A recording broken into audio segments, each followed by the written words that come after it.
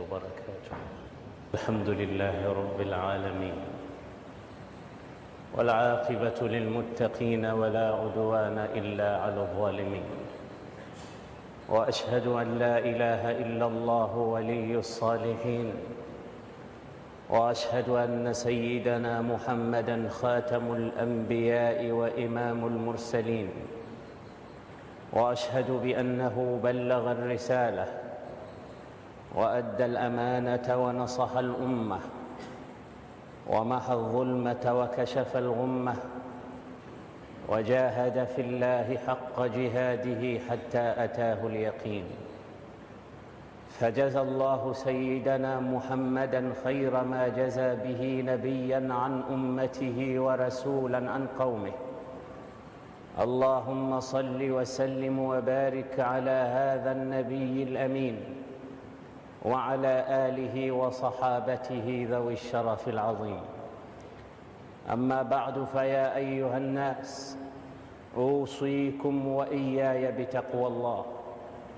اتقوا الله تعالى واتبعوا سنة نبيكم، واعلموا أن الفوز لمن اتقى، ومن لم يلبس ثيابا من التقى تقلب عريانا وإن كان كاسيا، وخير لباس المرء طاعة ربه، ولا خير في من كان لله عاصيا.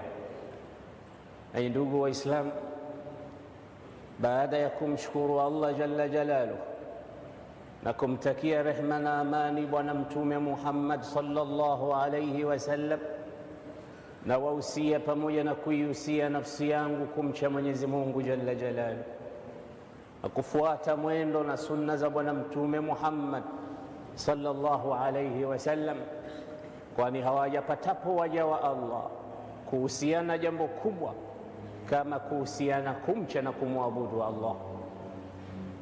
Liya'lam almuslim annahu laysa fil islami utla, Muislamu yoyote anapaswa kujua kwamba katika dini yetu hakuna nafasi ya kupumzika ibada. Neno hili nalisema kwa sababu juzi tumetoka katika mfungo wa mwezi mtukufu wa Ramadhani. Lakini je, hivi tulivyo katika misikiti sasa hivi baada ya Ramadhani ndivyo tulivyokuwa katika kipindi cha Ramadhani? Hivi tulivyo wacha Mungu sasa hivi ndivyo tulivyokuwa katika kipindi cha Ramadhani? Vile tulivyokuwa wakarimu katika Ramadhani ndivyo tulivyokuwa sasa? Kila mmoja ajifanyie observation katika hali yake na mali yake na nyumba yake, atajipata kwamba baada ya Ramadhani hayuko kama alivyokuwa. Na hii ni fikra za watu kuona kwamba Ramadhani ndio mwezi wa ibada peke yake, na ukishamalizika mwezi wa Ramadhani sasa pumzika. Ikae katika fikra yako, ewe ndugu yangu Muislamu, kwamba Muislamu hana mapumziko ya ibada. Laisa fil islami ijaza wa laisa fil islami utla. Katika Uislamu hakuna ijaza wala hakuna utla. Hawezi mtu akasema sasa niko off, sasa na mapumziko makubwa baada ya Ramadhani kumalizika. Hakuna sala, hakuna sadaka, hakuna ibada yoyote. Allah anasema wama khalaqtul jinna wal insa illa liya'budun. Mazingira ya Muislamu ni ibada kwenda mbele. Huwa yataqallabu min ibadatin ila ibadatin ukhra. Muislamu hutoka katika ibada akaingia katika ibada, hutoka katika tendo akaingia katika tendo lingine, hutoka katika jambo akawa katika mambo mengine. Hakuna utla, hakuna ijaza, hakuna leave. Ni ibada kwenda mbele mpaka siku utakapokufa. Ndio maana Qur'ani inasema wa'bud rabbaka hatta ya'tiyaka al-yaqin. Wa'bud rabbaka hatta ya'tiyaka al-yaqin, muabudu Mola wako mpaka kifo kikufikie. Salamu hizi ziwafikie watu waliokuwa wakijaa katika msikiti mwezi wa Ramadhani.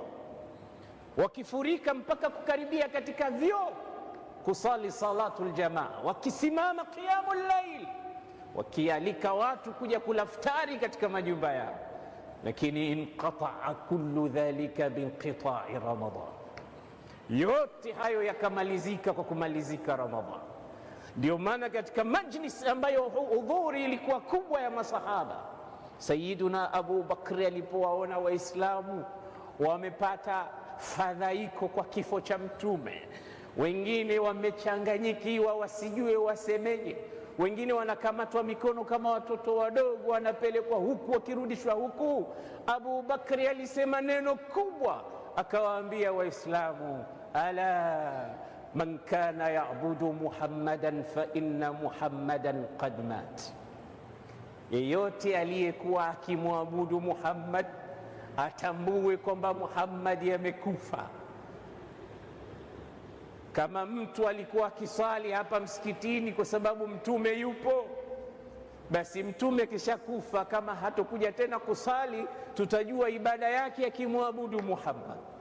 Waman kana ya'budu Allah fa inna Allah hayyun la yamut, lakini kama mtu alikuwa akimwabudu Mwenyezi Mungu, Uislamu wake ilikuwa ni kwa ajili ya Allah subhanahu wa ta'ala, si kwa ajili ya Muhammad, ajue kwamba Allah yuko hai na siku zote Allah subhanahu wa ta'ala anaabudiwa bila ya mwezi maalum wala siku maalum wala saa maalum wala matukio maalum. Kwa hiyo nahnu nantaliqu wa natahawalu min ibadatin ila ibadatin ukhra. Tumeshatoka katika mwezi wa Ramadhani, lakini kuna mengine mengi ya kufanya, ukiachia mbali 5 salawat ambazo tunazisali fi llaili wan nahar, lakini mbele yetu kuna ibada ya haji, ruknun min arkani alislam alkhams. Lakini pia kuna zaka, lakini pia kuna activity nyingi sana, zote hizo ni ibada. Wa'bud rabbaka hatta ya'tiyaka alyaqin, uachi kumwabudu Mola wako mpaka pale kifo kitakapokufikia.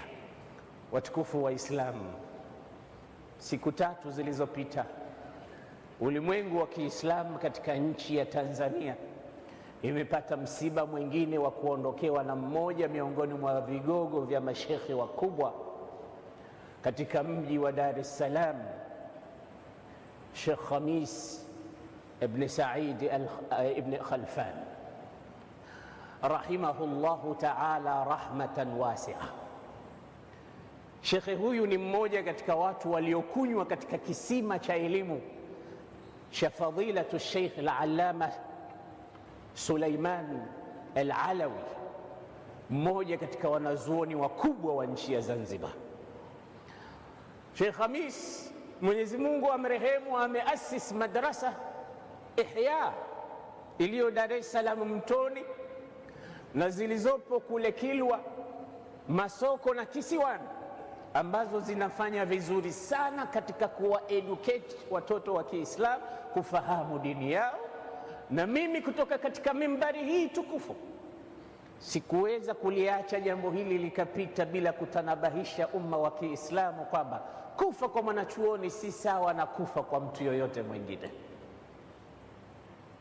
japokuwa watu wengine hawana habari kama tumeaondokewa, kwa sababu nafahamu kwamba angeondoka msanii, vyombo vyote vya habari vingekuwa vimetangaza. Angeondoka mwanamuziki fulani, mpaka watoto wadogo wangekuwa wanajua kwamba msanii mwanamuziki fulani aliyeimba nyimbo fulani amekufa, bali angewekewa maombi katika kila kona. Lakini mauti ya kufa mwanachuoni, umma wa Kiislamu hauna habari. Nasema na watu walio na imani, walio na fahamu, sisemi na awam minan nas, ambao mshairi mmoja aliwahi kusema laqad asma'ta law nadaita hayyan walakin la hayata liman tunadi. Sisemi na hao ambao aliowasema mshairi kwamba utasikika kama utasema na walo hai, lakini hawana uhai, unaosema nao watakusikiaje? Sisemi na hao, nasema na watu walio hai ambao ni nyinyi ndugu zangu, mnaofahamu utukufu wa elimu na cheo chake, fadhila ya elimu na wanazuoni ambao ni warithi wa mitume, mnaujua vizuri. Mwanachuoni wetu ameondoka baada ya siku chache kuondoka kwa mwanachuoni wengine kule Tanga, fadilatu Sheikh Muhammad ibn Abi Bakr al-Burhani, muassis wa Shamsul Maarif, nayo vile vile alituaga siku chache zilizopita. Na hii inaishiria nini? Kuondoka kwa wanachuoni ni ishara gani? Fahamuni kwamba hii ni moja katika dalili za kiyama.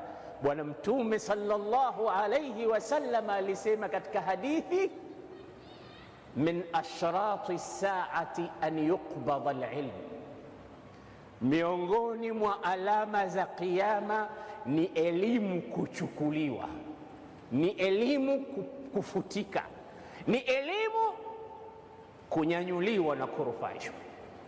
la taqumu saatu hatta yuqbada alilm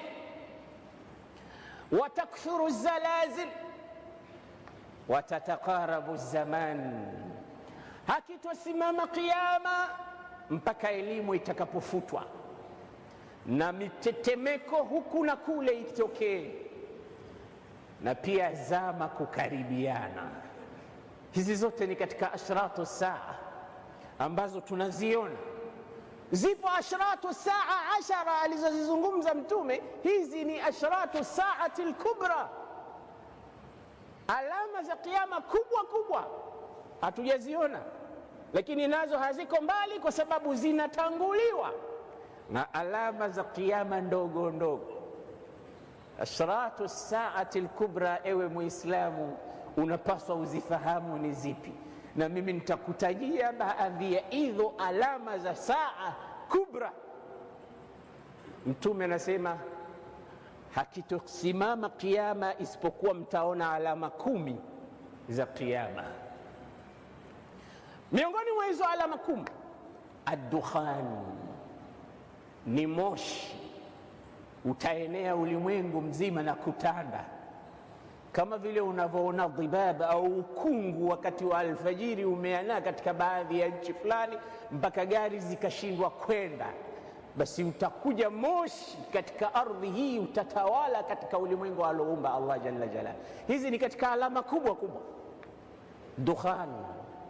Pia miongoni mwa alama hizo kubwa, Masihi Dajjal, ni kutokea bwana mmoja muovu kweli kweli, jina lake Masihi Dajjali, ambaye atakuja kudai kwamba yeye ni Mungu katika dunia hii, aeneze ufisadi katika dunia. Hilo ni kubwa, nalo litatokea. Mkiliona basi tambueni katika alama kuu za kiyama tayari. Nuzulu Isa ibn Maryam, kushuka kwa Mtume Isa mwana wa Maryamu katika dunia hii kwa mara nyingine, na huyu ndiye atakayemuua Masihi Dajjal. Masihi Dajjal atauawa na Sayyiduna Isa na Mahdi ambaye atakuja pamoja na Nabii Isa, atakuwa katika zama hizo, ni katika alamati saa.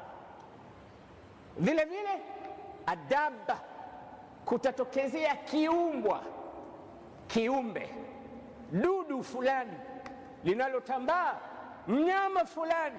Daba ni kiumbe chochote ambacho kiko katika ardhi ambacho kitakuwa sio cha kawaida, kitatokezea katika hii dunia, nacho kitakuwa na habari zake. Nalo ni moja miongoni mwa majambo ya kusimama kwa kiyama, yale makubwa ambayo yatatokezea. Vile vile ya Ajuju wa Majuju wa Khurujuhu, hili kabila au watu wanaoitwa ya Ajuju wa Majuju nao watatokezea, nao ni miongoni mwa watu ambao nao vile vile watakuwa na habari nzito katika dunia hii, ulimwengu huu ambao sisi tunaishi. Lakini pia thalathatu khusuf, kutatokea maharibiko makubwa ya ulimwengu, mitetemeko au fasadi ya hali ya juu ya khurbani al-ardhi katika pembe 3 au sehemu 3 katika hii dunia. Khusufun fil mashriq wa fil maghrib wa fi jazirati al-arabiyya, mashariki kutabomoka, magharibi kutabomolewa, na katika nchi za Kiarabu kutabomoka vile vile. Ni alama ambazo ni kubwa za siku ambapo kiyama kabla ya kusimama kwake. Lakini pia kuna siku itatokezea, tutakuja kusali salatul fajr, turudi katika majumba yetu tukitamani au tukitarajia kurudi katika makazi yetu, tusilione jua kuchomoza. Usiku bado utaendelea, kiza hakiondoki. Itafika saa 4 mtu hajaliona jua, itafika saa 6 bado kuna usiku kama usiku wa saa 6 usiku. Kila mmoja atashangaa kuna nini leo. Adhuhuri itafika, wakati wake tutasali na bado kuna kiza totoro au tororo. Itaendelea hivyo na alasiri kutakuwa na kiza, na magharibi yake mpaka isha kiza kitatanda kila pahali. Tutakuwa surprise kwa kuliona jua likichomoza upande wa magharibi. Tuluu shamsi min maghribiha, kutokea liumbwe na Mwenyezi Mungu hili jua halijawahi kuchomoza isipokuwa mashariki yake, linakwenda katika nidhamu ile aliyoitaka Mwenyezi Mungu jalla wa ala. Anasema la shamsu yanbaghi laha an tudrika alqamar wala al-laylu sabiqu an-nahari wa kullun fi falakin yasbahun. Lakini siku hiyo tutaliona likichomoza kutoka magharibi badala ya mashariki. Hii ni alama kubwa katika alama za kiyama. Lakini pia alama ya mwisho katika alama 10 alizozitaja Sayyidul Bashari Muhammad ni narun takhruju min al-Yaman, ni moto utakaotoka upande wa Yemen kule Aden, ambao utakuwa unawaandama na kuwafukuza watu na kuwapeleka katika ardhi ya mahshar. Hizi ni alama ambazo zitatokea, alamatu saati al-kubra, na zipo nyingine ndogo ndogo zitaandamana na hizo kubwa, kama ule upepo ambao utavuma, upepo mwanana baridi kabisa. Upepo huu ukimwandama na kumfuata kila mu'min wa sawa sawa na kuchukua roho yake, atakufa mtu baada ya kufikiwa na upepo huu. Hakuna isipokuwa atakayekuwa na imani katika moyo wake na uchamungu atachukuliwa na upepo huu. Watabakia watu wasiojitambua. Watu hao ndio kiyama kitasimama juu yao, baada ya wale watu wote ambao ni wenye kusema Allah Allah wakaondoka. Na hadithi ya Mtume inasema la taqumu saa hatta la yuqala ala wajhi al-ardi Allah Allah. Hakitosimama kiyama, itafika wakati katika dunia hakuna mwenye kusema Allah Allah, hakuna, hajulikani Allah na watu hao. Kiyama kitasimama juu yao. Lakini pamoja na hayo ziko ashratu saati sughra, alama za kiyama ndogo ndogo ambazo Mtume amezieleza baada ya kujiliwa na mwalimu wake Jibril. Akamwambia, ya Muhammad akhbirni ani saa, nieleze kiyama kikoje. Mtume akajibu katika hadithi sahihi aliyosimulia Sayyiduna Umar katika riwaya ya Imam Muslim, anasema Mtume, mal mas'ulu anha bi'alama min as-sa'il, aulizwaye kuhusu kiyama hana habari wala hana ilmu nacho kuliko mwenye kuuliza. Mtume akaambia, fa akhbirni an amaratiha, nielezee basi alama zake. Mtume sallallahu alayhi wasallam akazitaja. Miongoni mwa alama zake anasema, antalida al-amatu rabbataha wa fi riwayatin rabbaha, ni kijakazi, yani mwanamke mtumwa, kumzaa bosi wake ai bwana wake. Shurahul hadith wameisherehesha maana ya mtumwa kumzaa bwana wake, kwa maana ya kwamba sayyid, mtu ambaye si mtumwa, bwana, atafika atamuoa mtumwa, mtumwa atazaa mtoto kumzalia bwana aliyemuoa, na yule mtoto atanasibishwa kwa baba yake ambaye hakuwa mtumwa, wala hatonasibishwa kwa mama yake ambaye alikuwa mtumwa. Kwa maana hiyo kwamba mtumwa atazaa bwana wake. Hii ni moja katika tafsiri za shurahul hadith.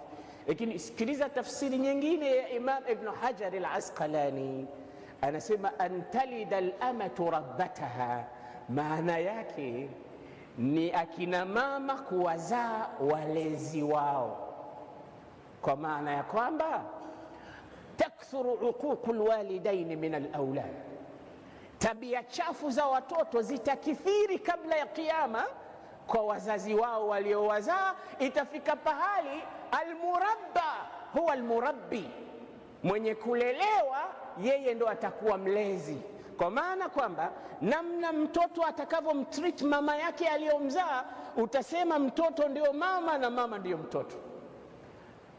Hii ndiyo maana ya antalida al-amatu rabbataha, yaani ni watoto kukosa adabu ikawa wao ndo walezi. Mama anaweza akaambiwa na mwanawe hakuna ruksa ya kwenda popote leo mama, na akaufyata ulimi wake na akatii amri ya mwanawe, kwa sababu bosi wa nyumba ile ni mtoto.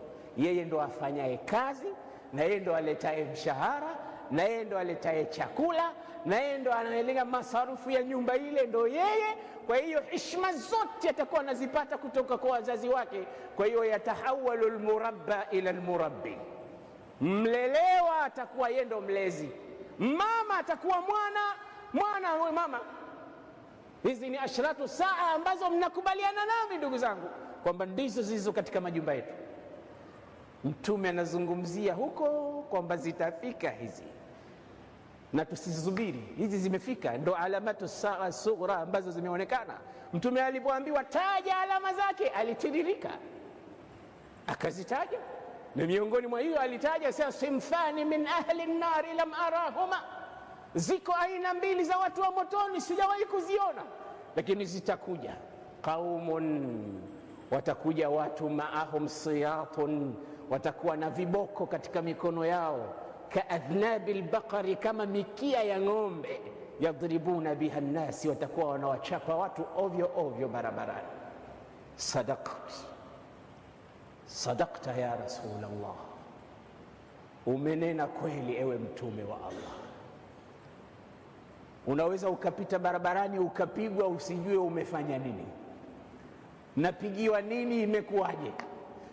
Qaumun ni watu maahum siyat, watakuwa na viboko, fi aidihim kaadhnabil baqar, kama vile mikia ya ng'ombe, yadribuna biha nnasi, wanawachapa watu nayo. Kisha akasema mtume wa nisaun kasiyatun ariyatun mailatun mumilatun ruusuhunna kaadhnibatil bukht la yadkhulna aljannata wala yajidna riha. Aina ya pili ni wanawake waliovaa lakini hawakuvaa. Nisaun, wanawake, kasiyat, waliovaa, ariyat, lakini wako uchi, kwa maana kwamba amevaa mtu nguo lakini kwa hakika hakuvaa, kutokamana na nguo yake kusifu mwili wake kama ulivyo. Unaona mpaka nguo ya ndani iliyovaliwa wakati amevaa. Kasiyat, ariyat, wamevaa lakini hakika wako uchi.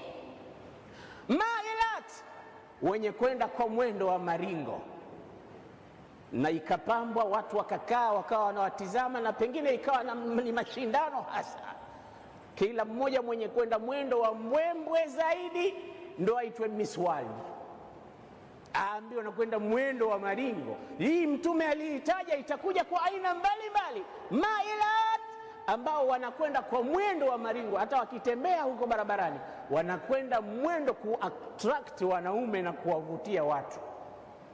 Viungo vyake, mwili wake, anahakikisha vyote vina mili na vinawavutia watu.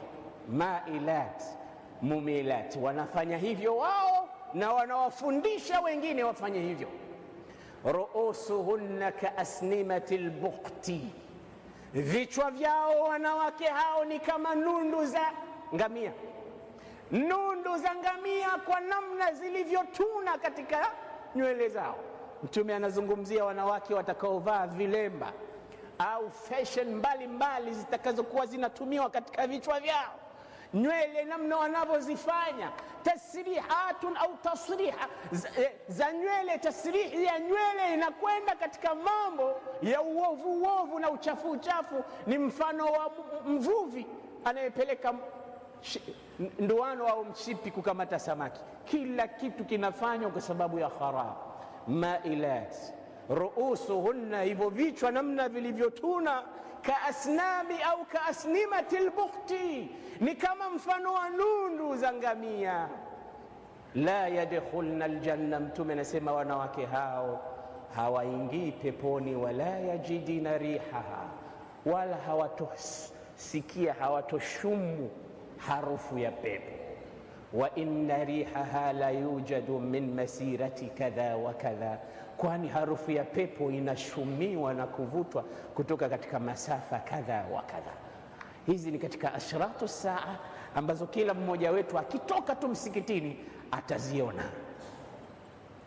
Na miongoni mwa alama za kiyama, Rasulullah sallallahu alayhi wasallam anasema la yatiyanna ala nnas sanawatun khadda'at, zitawapitia watu zama, miaka yenye hada, mambo yenye hada.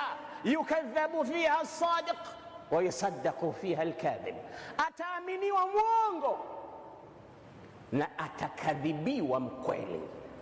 Itakuja wakati mkweli ataitwa mwongo na mwongo ataitwa mkweli. Yusaddaqu fiha al-kadhib wa yukadhabu fiha as-sadiq, ataaminiwa mwongo, atakadhibishwa mkweli.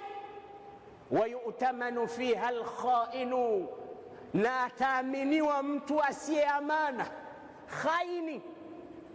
Khain, ataaminiwa mtu khain. Wa yukadhabu al-amin wa yukhawanu al-amin, na yule mwaminifu mkweli watu watamuita khaini. Sadaqa Rasulullah. Mkweli leo amekuwa muongo na muongo amekuwa mkweli. Khaini leo amekuwa muaminifu na muaminifu amekuwa khaini. Zote alizitaja Rasulullah katika hadithi sahiha kwamba hizi ni ashratu saa, na mkiziona fahamuni kwamba kiyama kiko karibu. Kwa sababu watu wanauliza kiyama ni lini, kiyama ni lini? Yasalunaka ani saa, wanakuuliza kuhusu saa, waambie qul ilmuha inda rabbi, elimu ya kiyama ni lini iko kwa Allah. Wama yudrika la'alla as-sa'ata takunu qariba, na ni lipi litakalokujulisha huenda kiyama kiko karibu, mwenyewe huna habari, kwani alama zake tayari zinajitokeza.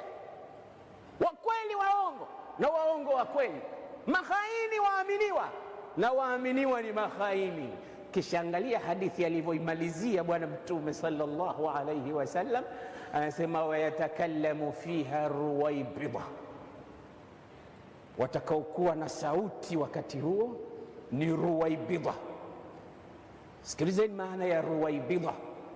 Aliulizwa Mtume, wama ruwaibidhatu ya Rasulullah, ni watu gani hao ruwaibidhatu ya Rasulullah? Akasema rajulun tafih. Arrajulu tafih, watazungumza watu wasio maana. Arrajulu tafih. Katika riwaya nyingine inasema arrajulu safih sayatakallamu, mtu ambaye safih, tafih, asiye maana, yeye ndo atakuwa mzungumzaji wa watu, atakuwa anawawakilisha watu, atakuwa yeye ndo anawasemea watu awamu. Yatakallamu safih, arrajulu safih ndio arruwaibidha. Nafasi itakuwa kwao, nafasi itakuwa yake, cheo kitakuwa kwake, atasema kwa niaba ya watu, na wengine waliostahiki wakawa wameufyata na hawana ruksa ya kuzungumza. Na hapo ndipo tunapoona hizi nchi zilizokwenda katika mgogoro mkubwa mpaka zikafutika kabisa katika ulimwengu leo, natija yake ni kwamba wasiostahiki waliongea kwa niaba ya watu. Someni historia na mtizame vizuri vyombo vya habari, namna ya mambo yanavyokorogwa, namna ya hilaki inavyofika. Na Mtume amesema tena katika hadithi nyingine, idha wusida al-amru ila ghairi ahlihi fantadhiru as-saa, litakapoegemezwa jambo kwa watu wasiokuwa wao, wasiokuwa wenyewe, wasiostahiki, subirini kiyama. Nayo hiyo ni alama ya kiyama, kwamba mtu aliyekuwa hakustahiki kuwa katika position fulani atakuwa yupo, atawakokota watu na kuwapeleka inavyokuwa vyovyote iwavyo. Hizi ndugu zangu ni alama za kiyama alizizungumza Mtume mundu 14 qarnan min az-zaman. Zikitokea katika ulimwengu wala usishtuke, la ajaba, sema sadaqa Rasulullah, tulia, Mtume amesema ukweli, na wewe kaa kimya kutizama alama nyingine zitakazokuja. Miongoni mwa alama zinazoingia katika ulimwengu wetu wa leo, Bwana Mtume sallallahu alayhi wasallam anasema, inna Allaha la yaqbidu al-ilma, inna Allaha, hakika Mwenyezi Mungu haichukui elimu, intizaan yantazi'uhu minan nas, kuichukua elimu kama vile mtu anavyong'oa jino. La, haichukui mara moja kaamka hakuna elimu, haichukui hivyo Mwenyezi Mungu. Innama yantazi'u al-ilma biqabdi al-ulama, lakini Allah anaifuta elimu, anaichukua mwenyewe kwa kuwaondoa wanachuoni. Hatta idha lam yatruk aliman, mpaka itafika pahali haachi Mwenyezi Mungu hata mwanachuoni mmoja. Lam yatruk aliman, wote ameshawachukua, hakuacha mwanachuoni mmoja. Ittakhadha an-nasu ru'usan juhalan, watu sasa watakwenda kwenye watu majahil, ru'usan, viongozi, yani wanachuoni, juhalan, wajinga, kwa maana wasiosoma, wasiokuwa na elimu. Wawaulize baadhi ya masala ya elimu, fayusalun au yastaftunahum, wakitaka fatwa kutoka kwao, aftau bighairi ilm. Hao waliobaki sasa baada ya wanazuoni kuondoka kwa kufa, ndio watakaokuwa wanatamba kwa kutoa fatwa. Fadallu, watapotea wenyewe, wa adallu, na watapoteza watu. Alastum ma'i anna hadha az-zamana qad qarab au qad han au huwa az-zamanu alladhi nahnu bisadadihi na'ishuhu? Hamko pamoja nami ndugu zangu kwamba ndo wakati wenyewe huu? Hamuoni fatwa mnazozipokea katika WhatsApp na Facebook na Instagram na kila pahala katika mitandao, zinarushwa huku na kule kama risasi? Hamuoni namna watu wanavyokufurishwa katika ulimwengu wa leo? Hamuoni kuna baadhi ya watu wanafikira kwamba wanachuoni lazima watoke nchi fulani tu baada ya kusoma miaka 4 au 5? Hamuoni kwamba tunapotelewa? Hamuoni kwamba kila mmoja amekuwa mufti? Hamuoni kwamba leo huwezi kukaa masaa 24 bila kuona magroups ambazo unachati nayo kuletewa fatwa kwamba hili ni haramu, fulani ni mushrik? Hamuoni ndugu zangu? Ni nani aliyewapa hao watu qiwam ya kufikia kutoa fatwa? Alfatwa masuliya, fatwa ni masuliya makubwa. Nafahamu kwamba wapo wengine ni ahlul lilfatwa, nafahamu kwamba wapo ambao watu wafika katika darajatul ijtihad. Naam, huo ni wajibu wa ulama. Nafahamu kwamba wapo ulama wanaotoa fatwa katika WhatsApp, katika magroups fulani, ahlan bihim, na Mwenyezi Mungu awabariki kwa sababu wanaifuata. La tubayyinunahu linnasi wa la taktumuna, la tubayyinunahu linnasi wa la taktumun, wa laqad akhadha Allahu mithaqa an-nabiyyin. Hizi ni ahadi, wafanye kazi yao.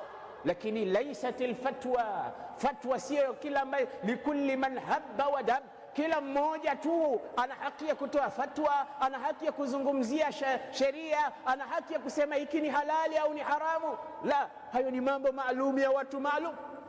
Unatia saini kwa niaba ya Allah unapotoa fatwa, tawqi' niyabatan anillah, unatia saini kwa niaba ya Allah. Tizama unazungumza nini. Ndo al-Imam Sayyiduna Abdullah ibn Umar ambaye ni katika abadila Abdullah wale watano au zaidi ya hao waliokuwa ulama katika mji wa Madina: Abdullah ibn Abbas, Abdullah ibn Amr ibn al-As, Abdullah ibn Umar, Abdullah ibn Abbas na ndugu zake wengine. Anasema na Abdullah ibn Zubair alikuwa ni mmoja katika wanachuoni wakubwa, lakini alikuwa akifuatwa kutoa fatwa. Alikuwa akikimbia akisema, aturiduna an taj'alu dhuhurana jusuran ila nari jahannama yawm alqiyama, mnataka kufanya migongo yetu ndio madaraja ya kwenda motoni siku ya kiyama. Taquluna aftana bihadha Abdullah ibn Umar, museme siku ya kiyama aliyetupa fatwa hii ni Abdullah ibn Umar, mimi siye. Akikimbia kutoa fatwa. Leo vijana waliokwenda kusoma vitabu viwili au kurasa mbili wakaja hapa wakabadilishana madhehebu ya watu wakakufurishana wengine, ndio waliotoa fatwa. Na sharti uwe Muislamu mzuri uwafuate wao na fikra zao. Yuntazau alilm biqabd alulama. Hivi vigogo wala huvisikii, walikuwa kimya, wala hujawahi kunisikia nikimzungumzia Sheikh Khamis. Ni watu mutawadhiin. Inatosha kwamba alikuwa mutawadhi kwa kunialika mimi ambaye ni sawa na mjukuu wake kwenda kuwa mgeni wa heshima katika madrasa yake Kilwa Kisiwani. Inatosha mtu mzima yule kuniona mimi ninafaa, wewe ndo mgeni rasmi katika hafla ya takhrij, ili awape motisha vijana wanaosoma kuona kijana mwenzenu. Hawa ni watu ambao hawatosahaulika. Tarikhi itawakumbuka siku zote. Walikuwa kimya, na sio kimya kwa hakika. Amesomesha, akalea, na mpaka leo athari yake ni kubwa. Hujamsikia hata siku moja akitoa fatwa, wala akikufurisha watu, wala akidai kwamba yeye ndio Muislamu safi. Wametulia. Hawa ndio watu. Na lau kungekuwa kuna ushauri kabla ya kuondoka mtu, basi duniani tungesema badala ya fulani kuondoka, ya Rabbi, bora kuna fulani hana maana yoyote aondoke, bora kuna mimi sina maana yoyote niondoke, bora kuna yule. Watu wangekaa shura, sio fulani na fulani wabakie waendelee kuhudumia ulimwengu wa Kiislamu kwa mambo yao makubwa ambayo ni wachache wanaoweza kufanya kama hayo, kusomesha pamoja na kulea. Mwenyezi Mungu awaafu na kuwarehemu wanachuoni wetu waliotangulia. Wametuachia makubwa ambayo leo yanakuja kuvurugwa na watu ambao darasu waraka au waraqatain, kisha wakaja wakawa ndo mamufti wakubwa katika miji.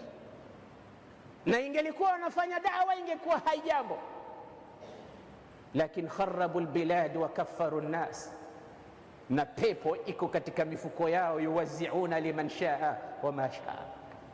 Vitu vikubwa vinatokea katika ulimwengu kwa sababu ulama wanaondolewa. Mwenyezi Mungu atujalie min alladhina yastami'una alqawla fayattabi'una ahsana. aqulu qawli hadha wa astaghfirullaha li wa lakum fastaghfiruhu.